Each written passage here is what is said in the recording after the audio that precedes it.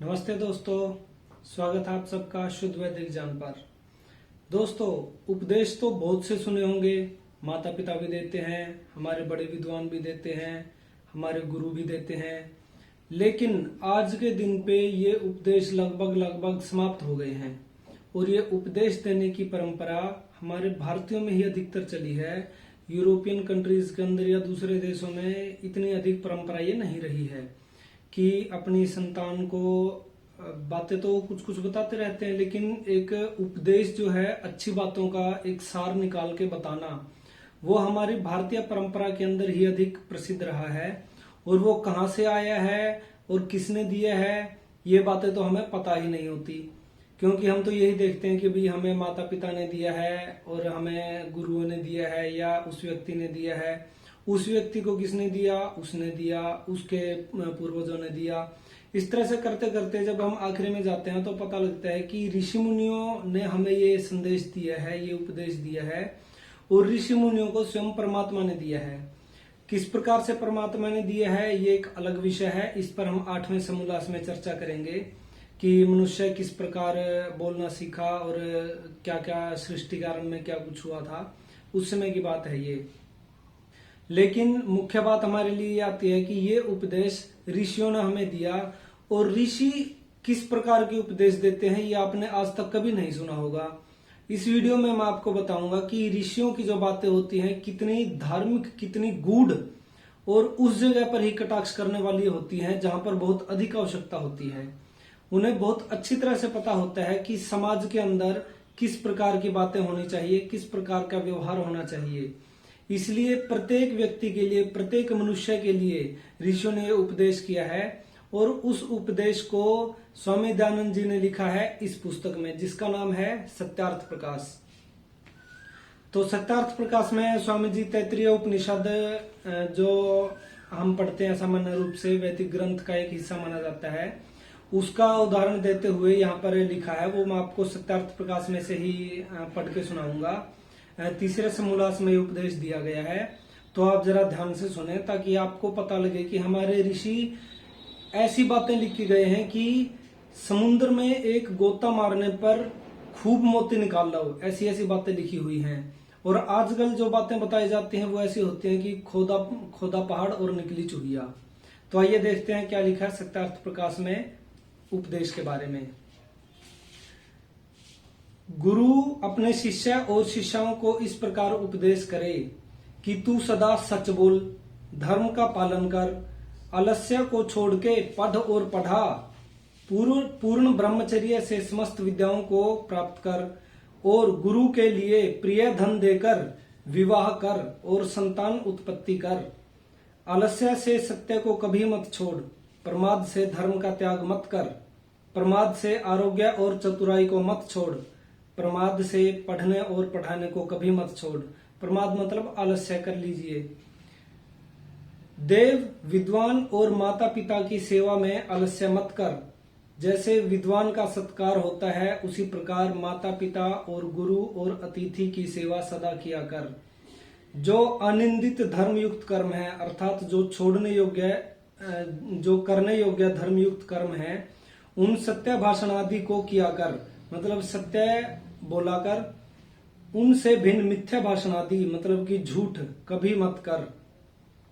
जो हमारे सुचरित्र अर्थात धर्मयुक्त कर्म हो उनको ग्रहण कर, और जो हमारे पाप आचरण हो उनको कभी मत कर। मतलब कि गुरु शिष्य को ये उपदेश देता है कि हमारे अंदर भी जो ये लगे कि सिर्फ अच्छे कर्म हैं उन्हें तो तू ग्रहण कर, और जो ये लगे कि भाई ये गुरु के अंदर गलत बातें हैं, बुरी बातें हैं, उनको तू कभी धारण मत कर, उनको हमेशा छोड़ दे, उनसे दूर रहे, और हमें भी बता कि आपके अंदर ये गलत बातें हैं। तो इस प्रकार के उत्तम उत्तम उपदेश हमारी भारतीय संस्कृति में ऋषि ही दे सकते हैं। अन्यथा आज के अध्यापक तो बस अपने अपने ही कहते हैं कि हाँ भाई जो मैंने बोल दिया वही ठीक है। ऐसा तो कोई बिरला ही मिलता है जो कहता है कि मेरे जो बुरे कर्म हैं, मेरे जो बुरी आदतें हैं, बुरे व्यवहार हैं, उनको तू कभी भी धारण मत करना, सिर्फ मेरे अच्छे गुणों को ही देखना। आगे इसके अंदर लिखते हैं, जो कोई हमारे मध्य में उत्तम विद्वान धर्मात्मा ब्राह्मण है उन्हीं के समीप बैठ और उन्हीं का विश्वास किया कर। अर्थात गुरुओं के अंदर भी मान लीजिए 10 अध्यापक हैं, 12 अध्यापक हैं, उनके अंदर भी जो उत्तम लगे, जो ये लगे कि इनके अंदर भी सबसे उत्तम है, धर्मयुक्त और बड़ा ही विद्वान व्यक्ति है, कुछ भी हो जाए ये व्यक्ति झूठ नहीं बोलेगा, इस तरह से जो उनका गुरु है उनकी ही बातों को मान और उन्हीं के समीप बैठ। जो नीचे स्तर के वे गुरु हैं उनके पास तू बैठ भी मत। मतलब कि कोई गुरु इस प्रकार का आदेश भी दे सकता है क्या? आप स्वयं सोचिए कि भाई तू मेरे पास मत बैठ, मुझसे उत्तम एक शिक्षक है, तू उसके पास बैठ। श्रद्धा से देना, अश्रद्धा से देना, शोभा से देना, लज्जा से देना, भय से देना और प्रतिज्ञा से भी देना चाहिए। अर्थात दान देना ही चाहिए, किसी भी प्रकार दो, कुछ भी बहाना लगाओ, डर के लगाओ, श्रद्धा से दो, अश्रद्धा से दो, रुचि नहीं है तब भी दो, किसी भी प्रकार से मन में भय बिठा के दो, लेकिन दान अवश्य दो। दान देने का अर्थात ये नहीं होता कि सिर्फ और सिर्फ पैसे का दान दिया जाता है। ऋषियों ने सबसे बड़ा दान बताया है विद्या का दान, अर्थात वेदों का जो दान है वो सबसे बड़ा दान है। समय का दान भी एक बहुत बड़ा दान होता है, सेवा करते हैं वो भी एक दान होता है। तो दान अनेक प्रकार से होता है, यज्ञ करना भी एक दान है। तो पैसे से ही कोई दान दे ये कोई आवश्यक नहीं है कि पैसे से ही दान देना चाहिए। जब कभी तुझको कर्म व शील तथा उपासना ज्ञान में किसी प्रकार का संशय उत्पन्न हो, तो जो वे समदर्शी पक्षपात रहित योगी अयोगी आर्द्रचित्त धर्म की स्थापना करने वाले धर्मात्मा लोग हैं, उनसे वैसे तू उसमें वर्ता कर। अर्थात अगर किसी भी प्रकार का कोई संशय आ जाए कि मुझे कार्य करना चाहिए नहीं करना चाहिए, तो उस समय पे क्या करना चाहिए? उस समय पे जो धार्मिक और सज्जन व्यक्ति हैं, जो समाज के अंदर बड़ी प्रतिष्ठा रखते हैं, पैसे की वजह से और मान सम्मान की वजह से नहीं, विद्या की वजह से, अर्थात जिन्हें समाज ये मानते हैं कि भाई ये व्यक्ति बड़ा ही विद्वान है, बड़ा ही धार्मिक है, कुछ भी हो जाए ये व्यक्ति धर्म को नहीं छोड़ेगा, उनकी बातों को सुनाकर, उनसे सलाह लिया कर, और जिस प्रकार का वो लोग कार्य करते हैं उसी प्रकार के कार्यों को तू कर। जो वो छोड़ देते हैं उन कार्यों को छोड़ दे, क्योंकि समाज के अंदर उन कार्यों की कभी भी प्रतिष्ठा नहीं होती है। यही आदेश आज्ञा, यही उपदेश, यही वेद की उपनिषद और यही शिक्षा है। इसी प्रकार वर्तना और अपना चाल चलन सुधारना चाहिए। तो देखिए किस प्रकार से ऋषियों ने एक उपदेश के द्वारा कितनी महान बातें बता दी हैं कि भाई किस किस तरह से आपको ये समस्याएं आएंगी और ये आपको करना है और ये आपको नहीं करना है। ऐसी महान परंपरा, ऐसे महान देश के अंदर हमने जन्म लिया है। पता नहीं कितने हमने पुण्य कर्म किए होंगे जो हमारे खत्म हो गए, और उसके बाद हमने ऐसे ऐसे देश में जन्म लिया है कि हमें ऋषियों की बातें सुनने को मिल रही हैं। तो आप भी सुने, इन बातों को अमल करें और अपने मित्र प्यारे जो इन बातों से परिचित हैं या इंटरेस्टेड हैं उनको भी बताएं। सत्यार्थ प्रकाश अवश्य दें, क्योंकि सत्यार्थ प्रकाश एक बुद्धि को खोलने वाला ग्रंथ है जिसमें मानव जीवन की सभी बातों का मूल निचोड़ डाल दिया गया है।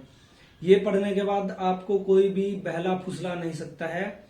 अगली वीडियो में हम बात करेंगे प्रमाणों के बारे में, प्रूफ के बारे में, कि कोई भी बात किसी ने बोल दी, अब क्या पता कि वो बात सही है या गलत है, उसका निर्णय कैसे हो।